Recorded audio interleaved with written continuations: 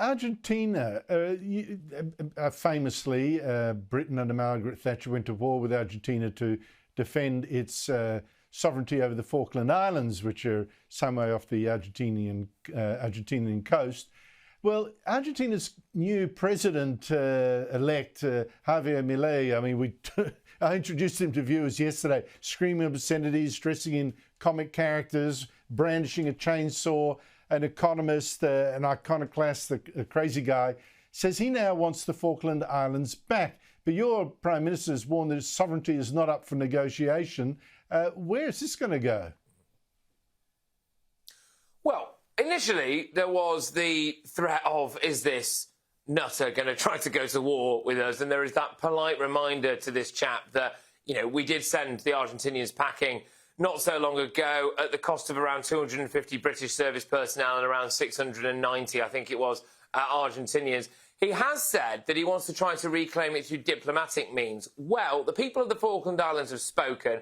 In 2013, they had a referendum there, and a turnout of 92%, 99.8% voted to remain British. In fact, just 3 people decided that they wanted the Falklands to not remain British. So from a diplomatic perspective, that's where we are. Grant Shapps, our Defence Secretary, has seen fit to send a warship back to the Falklands just in case. I do think that Javier Milei has got his hands tied, really, because you can't really say to the Argentinian people that you don't want them back. But look, I suppose the message from the Brits is back off their arse. So many flashpoints now suddenly emerging all over the world. But let's finish on some good news, Patrick. Warmed the cockles of my heart, it did. Harry and Meghan apparently want an invite to Christmas with the royal family. You know, it's all gone sweet. I don't know that why did they do this, leaking this kind of stuff to the media? Because I don't know that came as a welcome Christmas gift to the royal family itself. What do you make of it all?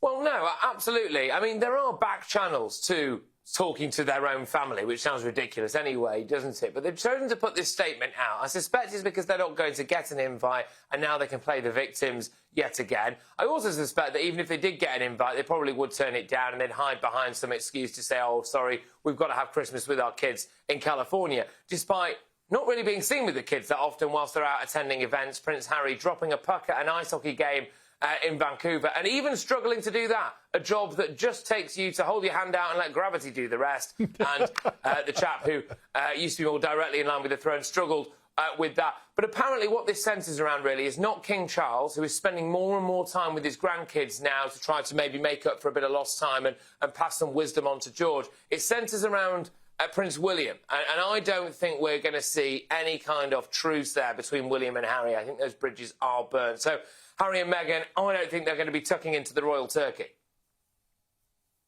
Well, I think it's even more than that. I agree with you there, but there's one other thing. William would know that they're just looking for more material for another book or another revelation. They're running out of horror royal stories, aren't they? Yeah, I mean, there is the genuine, very real risk that Harry and Meghan would turn up wearing some kind of wire, or that they would bring Netflix cameras in tow, or that every single thing that's spoken about over that dinner table would find its way into a Netflix documentary or Patrick, a Spotify podcast or whatever else it's has to do. They've done it before. Why wouldn't they do it again?